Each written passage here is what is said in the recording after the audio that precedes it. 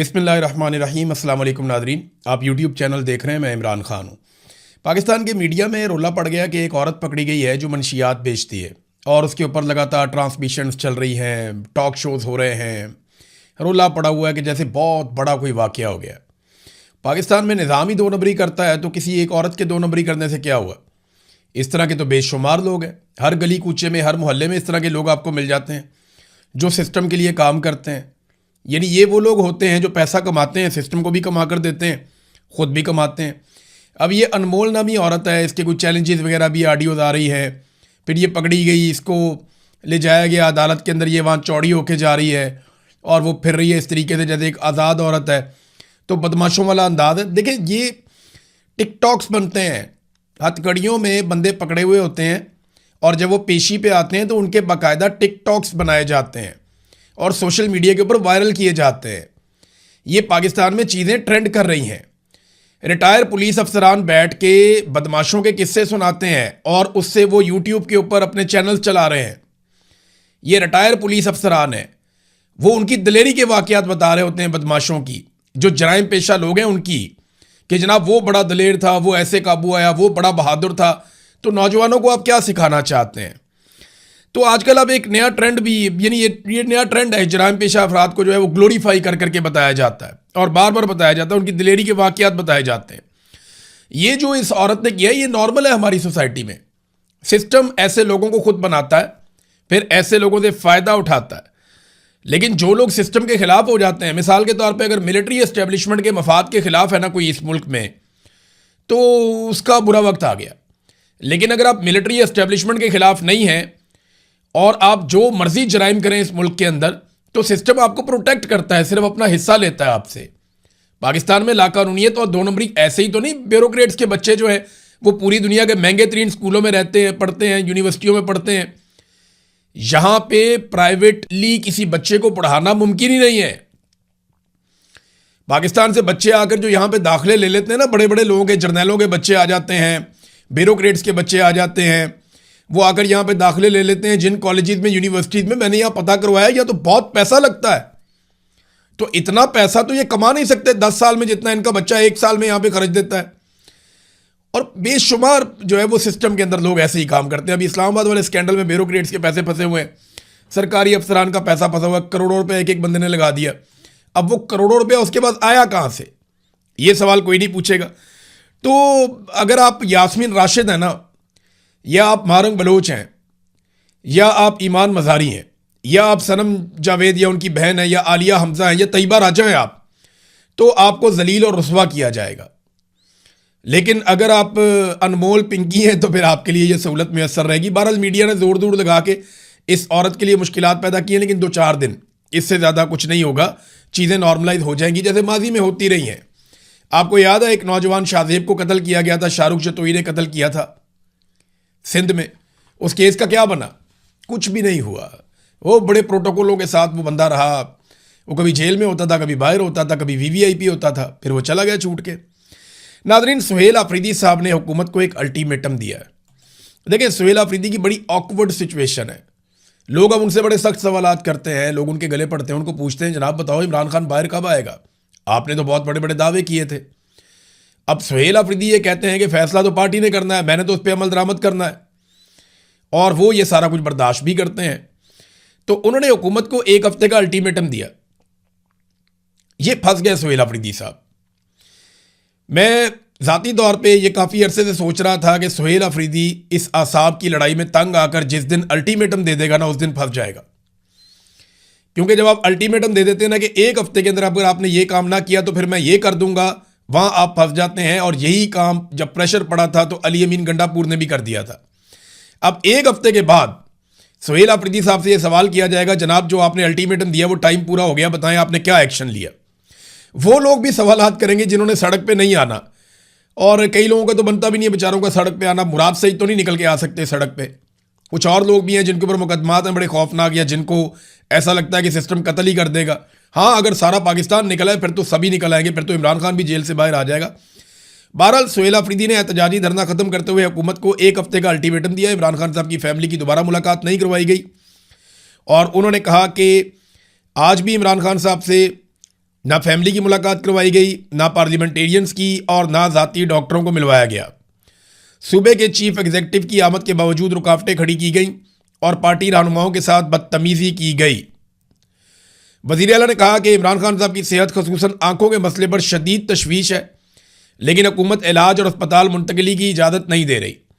इमरान खान को फौरी तौर पर फैमिली और ज़ाती डॉक्टर्स की निगरानी में अस्पताल मुंतकिल किया जाए। अगर सूरत हाल ना बदली तो आइंदा मंगल को ज़्यादा सख्त रवैये के साथ दोबारा अडियाला जेल पहुंचेंगे। देखें, ज़्यादा सख्त रवैया क्या होगा? क्या इसकी इंटेंसिटी बढ़ती जाएगी? एक वक्त आएगा हुकूमत ताकत के बलबूते पर रोकने की कोशिश करेगी, फिर आपको लाखों लोग लेकर आने पड़ेंगे, जो अभी तक हो नहीं पाया। और पिछली मरतबा अली अमीन गंडापुर 2 मरतबा निकल गए वापस लोगों को छोड़कर।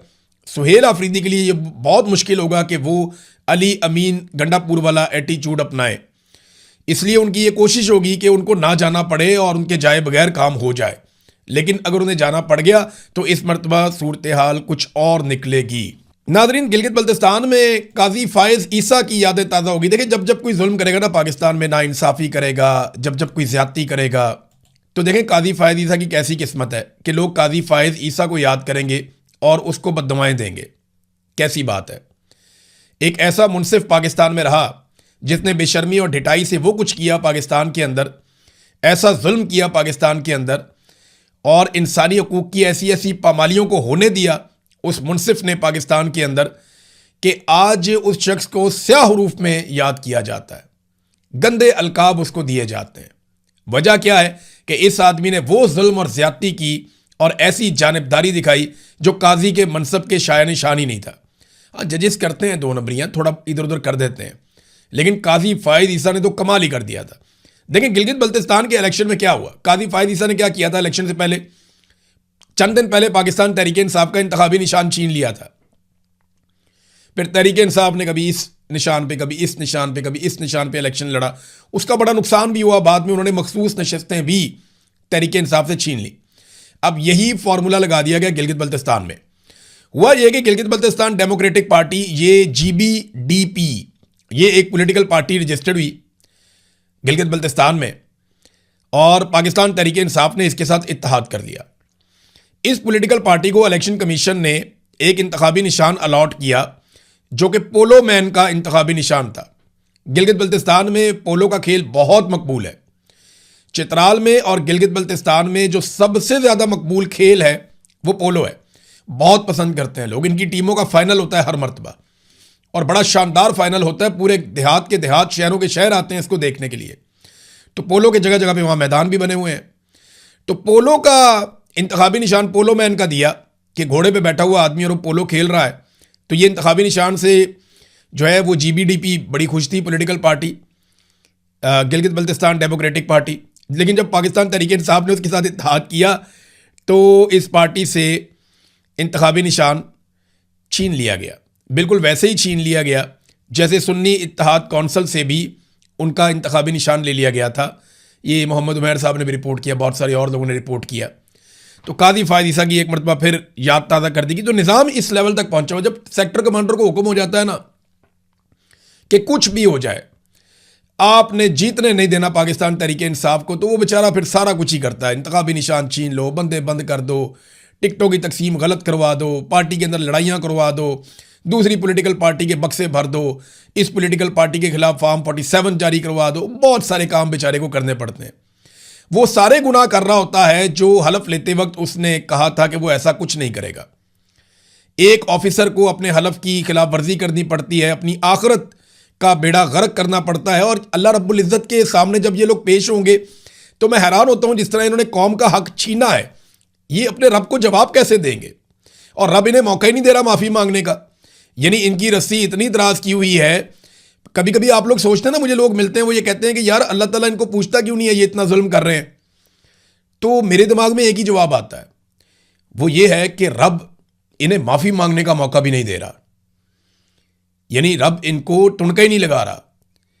इनके लिए इनके गुनाह, इनका जुल्म और इनका जबर जो है अल्लाह ताला ने खुशनुमा बना दिया है कि जाओ जाके कर लो जो करना है। और ये करते चले जा रहे हैं। ये समझते हैं कि ये इस्लाह कर रहे हैं, हालांकि ये पाकिस्तान की बर्बादी कर रहे हैं और सबको नजर आ रही है होती हुई। और इन्होंने रब को जाके जवाब देना है, तो इनको तो माफ़ी का मौका भी नहीं मिल रहा। इनकी रस्सी इतनी दराज हुई हुई है नाज़रीन। और रस्सी दराज का यानी आप यहाँ से अंदाज़ा करें ना कि ये अपनी तशहीर के लिए कैसे पैसा खर्च करते हैं। ये एक जर्नलिस्ट हैं और उन्होंने पंजाब से खबर दी है, खबर बड़ी इंटरेस्टिंग है।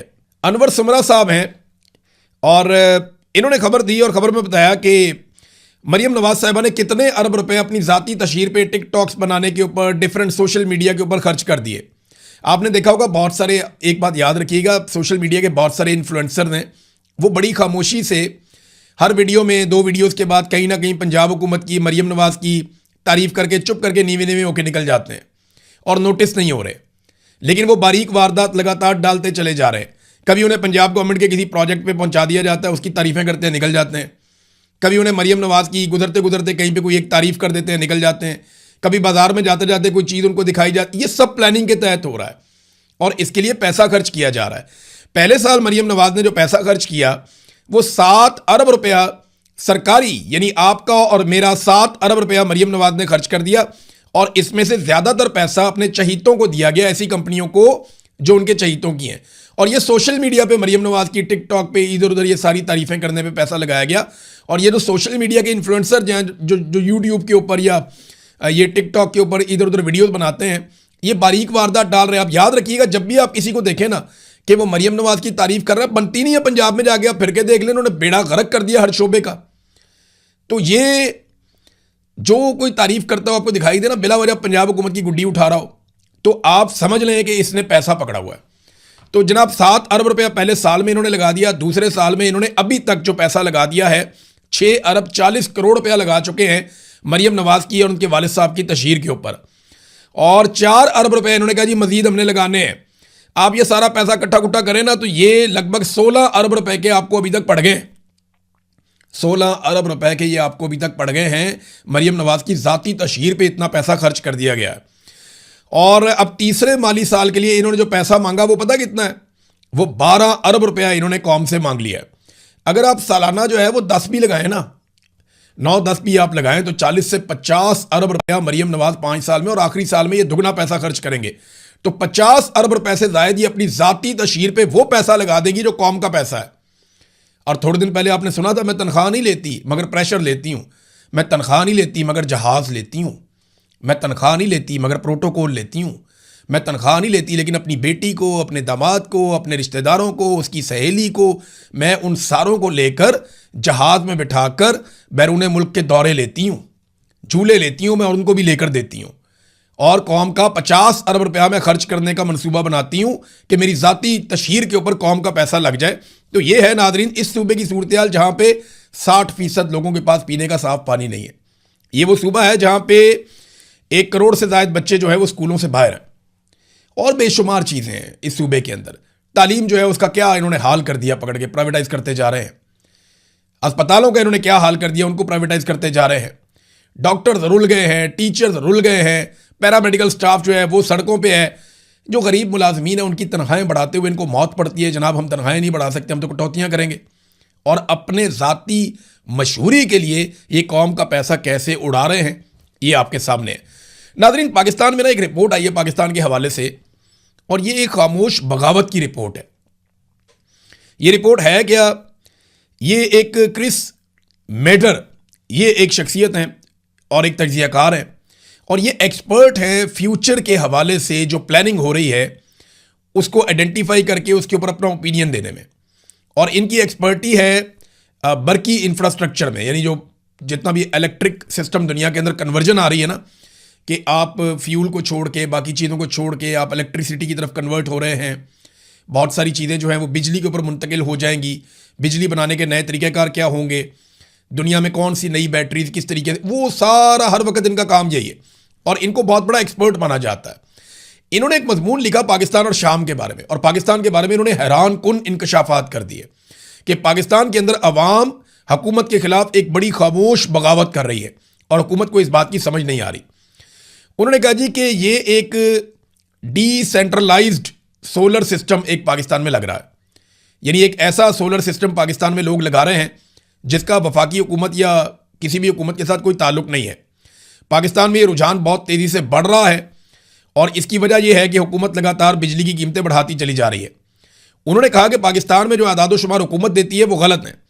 2025 के आखिर तक पाकिस्तान ने मजमूई तौर पर, अब ये डाटा इन्होंने कैसे इकट्ठा किया, क्योंकि ये एक्सपर्ट है, पूरी दुनिया से डाटा मंगाते हैं कि किस किस कंपनी ने कितने कितने सोलर पैनल्स बनाए और किन किन ममालिक को वो फरोख्त किए गए। तो इस डाटा के मुताबिक ये बताते हैं कि पाकिस्तान में मजमूई तौर पर 51.5 गीगावाट के सोलर पैनल्स दरामद किए गए, मंगवाए गए हैं।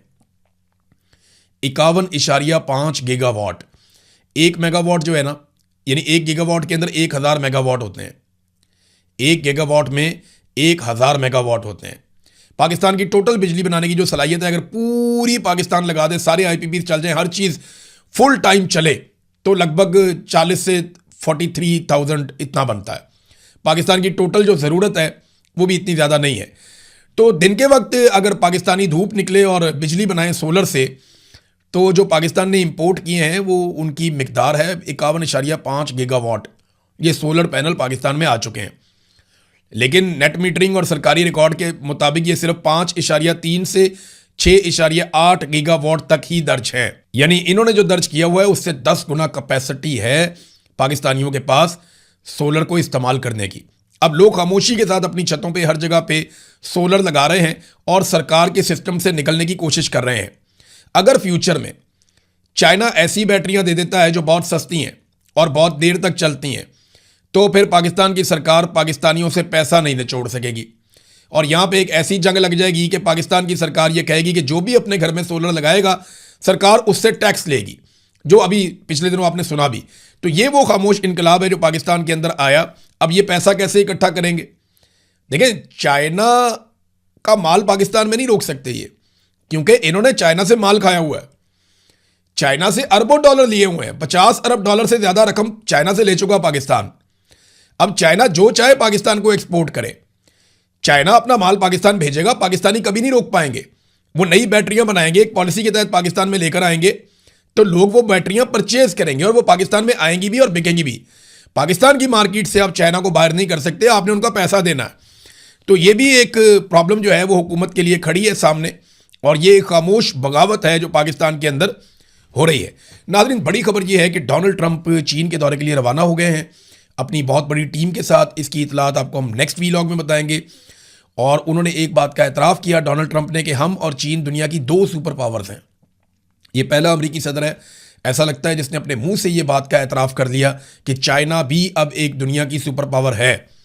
और देखें ना, इस वक्त सूरत हाल भी यही है कि चीनी जहाज़ धड़ाधड़ गुजर रहे हैं। मैंने पिछले वीलॉग में आपको बताया था 4 जहाज़, अभी 2 जहाज़ उसके बाद से लेकर अब तक मजीद आबनाए हुर्मत में से और अमरीकी मुहासरे को अबूर करते हुए, नाकाबंदी को अबूर करते हुए वो चीन की तरफ जा रहे हैं और चीन से निकलकर दूसरी तरफ भी जा रहे हैं। तो चीनी जहाज़ों को नहीं रोका जा पा रहा, जंग के माहौल में उनको नहीं रोक रहे। तो इसका मतलब क्या है? इसका मतलब ये है कि चाइना लगभग सुपर पावर है। ये प्रोटोकॉल तो सुपर पावर का ही होता है और किसी का नहीं होता। और एक और चीज़ मैं आपको बताता हूँ, बड़ी इंटरेस्टिंग है। डोनाल्ड ट्रंप एक तकरीब में खिताब कर रहे थे अमेरिका में, तो अचानक से वो घबरा गए। परिंदा आया उनके ऊपर से, यहाँ से गुजरा तो वो घबरा गए और घबरा कर उन्होंने कहा कि मुझे लगा जैसे ड्रोन आ गया है। ये डोनाल्ड ट्रंप को क्यों लगा, ये मैं आपको बताऊंगा एक पूरा वीलॉग करके। डोनाल्ड ट्रंप ने कहा कि ऐसे खतरनाक ड्रोन बन चुके हैं कि, और वो किस तरह के हैं उसके बारे में आप जानते हैं। तो ज़्यादातर लोग नहीं जानते कि ड्रोन्स किस तरह के हैं और वो क्या क्या कर सकते हैं। किसी एक वीलॉग में जो मैं हथियारों की बात करूंगा वहाँ आपको बताऊंगा कि डोनाल्ड ट्रंप का डरना कितना दुरुस्त था। तो अमेरिकी सदर के दिमाग में ये बात कहीं ना कहीं बैठी हुई है कि उनके ऊपर अटैक हो सकता है, और यहाँ पे वो दिखाई भी दिया डर उनके अंदर। एक और चीज़ नाज़रीन, पाकिस्तान के हवाले से एक दावा किया जा रहा है और बार बार ये दावा किया जा रहा है कि पाकिस्तान ने ईरानी तैयारों को, जो उनके जासूस तैयारे हैं, उन्हें पाकिस्तान के मुख्तलिफ हवाई अड्डों पर खड़ा किया हुआ, ये दावा किया गया। और अमेरिकन के अंदर बड़ी गर्मी है इस बात को लेकर। इसके ऊपर जो है वो सेनेटर ग्राहम, जो वैसे ही बहुत खिलाफ है पाकिस्तान के बिला वजह, और ईरान के तो बहुत ही खिलाफ है, उन्होंने ये सवालात पूछे सेंटकॉम के कमांडर से, जनरल कैन से। उन्होंने कहा, जी क्या आप इन रिपोर्ट से आगाह हैं कि पाकिस्तान ईरानी तैयारों को खड़ा करने के लिए अपने अड्डे इस्तेमाल करने की इजाज़त दे रहा है? जनरल कैन ने कहा, जनाब मैं इस हवाले से मैंने एक रिपोर्ट देखी है। तो सवाल किया गया कि क्या ये दुरुस्त है? तो जनरल कैन ने कहा, जी मुख्तलिफ नौइयत के खुफिया मामलात के बायस मैं सिर्फ इतना ही कहूँगा, बस जितना मैंने कह दिया कि मैंने रिपोर्ट देखी है। तो सेनेटर ग्राहम ने कहा, अगर ये दुरुस्त है तो क्या आप समझते हैं कि ये एक गैर जानिबदार सालिस होने के दावे से मुतसादिम नहीं है? यानी पाकिस्तान एक सालिस है लेकिन वो तो गैर जानिबदार नहीं है, वो तो ईरान को सपोर्ट कर रहा है, उन्होंने ये कहा। तो जनरल केर ने कहा कि जनाब जारी मुज़ाकरात के बायस मैं इस पर तबसरा नहीं करना चाहूँगा। सेनेटर ग्राम ने कहा कि अगर सालस ही ईरान को इजाज़त दे रहा हो कि उसके जासूस तैयारे पाकिस्तान की फ़िज़ाई अड्डों पर मौजूद हों, तो क्या आप समझते हैं कि ये एक मुनसिफाना सालस के किरदार के मुताबिकत रखता है? तो जवाब दोबारा जनरल ने दिया कि मैं दोबारा सर यही कहूँगा कि मैं इन मुज़ाकरात के बीच में नहीं आना चाहता। तो सेनेटर ग्राहम ने कहा लेकिन मैं आना चाहता हूँ, मैं इन मुज़ाकरात के बीच में आना चाहता हूँ। मुझे पाकिस्तान पर इतना भी एतमाद नहीं है जितना किसी चीज़ को दूर फेंकते वक्त होता है। फिर पाकिस्तान की काफ़ी बुराइयाँ की उसने, और उसने कहा सालसी के लिए हमें किसी और को देखना चाहिए, यही वजह है कि मामला आगे नहीं बढ़ पा रहा। तो ये जनाब अमेरिका के अंदर बहुत तनकीद हो रही है पाकिस्तान के ऊपर कि पाकिस्तान ने ईरान को कोई सपोर्ट दी। हालांकि जिस नूर खान एयरबेस का ये तस्करा कर रही है रिपोर्ट, वहाँ पे तो अमेरिकन खुद आके उतरते रहे, और वो तो अमेरिकन को तो फ़ौरन पता होता है ये जो भी चीज़ है ये मिलजुल कर ही है। पाकिस्तानी मिलिट्री अमेरिकन की इजाज़त के बगैर कोई भी ऐसी हरकत नहीं करेगी, ना उन्होंने कभी माजी में की है ना वो अब करेगी। हाँ, एक न्यूयॉर्क टाइम ने अमरीकी इंटेलिजेंस की खुफिया रिपोर्ट छाप दी है। ये रिपोर्ट भी बड़ी ज़बरदस्त है। अमरीकी इंटेलिजेंस की खुफिया रिपोर्ट के मुताबिक ईरान ने आबना हुर्मुज के साथ साथ वाक़े अपनी 33 में से 30 मिसाइल साइट्स पर दोबारा मुकम्मल कंट्रोल और ऑपरेशनल रसाई हासिल कर ली है। यानी जो कुछ भी उनका तबाह हुआ था मुकम्मल तौर पे उन्होंने फ़ाल कर लिया। 33 में से 30 साइट्स उनकी मुकम्मल तौर पे काम कर रही हैं। अस्करी ताकत का बरकरार रहना, ये रिपोर्ट सदर ट्रंप के इन दावों के बरक्स है जिसमें ईरानी फौजी ताकत को बड़े पैमाने पर तबाही का जिक्र किया। अब ट्रंप कहता है जी हमने बहुत बड़ी तबाही कर दी है, जबकि अमेरिकन इंटेलिजेंस की रिपोर्ट कहती है जी कोई तबाही नहीं हुई, कोई तबाही ऐसी नहीं हुई। देखें ना डोनाल्ड ट्रंप का गुस्सा, देखें ना जब फेक न्यूज़, ये डोनाल्ड ट्रंप का स्टेटमेंट मैं आपको बता रहा हूँ, जब फेक न्यूज़ ये कहती है कि ईरानी दुश्मन हमारे खिलाफ फौजी लिहाज से बेहतर कारकर्दगी दिखा रहा है, तो ये अमली तौर पर गद्दारी है, क्योंकि ये बहुत बड़ा झूठ है, इससे दुश्मन को फ़ायदा पहुँचता है। तो एक झूठी उम्मीद मिलती है दुश्मन को, उसे नहीं मिलनी चाहिए। ये वो अमरीकी बुज़दिल हैं जो अपने ही मुल्क के खिलाफ खड़े हैं।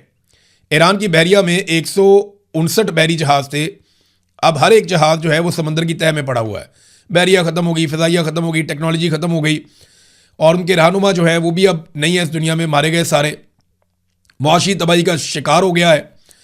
तो सिर्फ हारे हुए एहसान फरामोश और बेवकूफ़ लोग ये अमेरिका के खिलाफ बात कर सकते हैं। ट्रंप अब जो है ना वो हुब्बुल वतनी का कार्ड इस्तेमाल कर रहा है, जैसे पाकिस्तान में भी किया जाता है कि जनाब ये गद्दार हैं, गद्दारी कार्ड लेकर आ गया।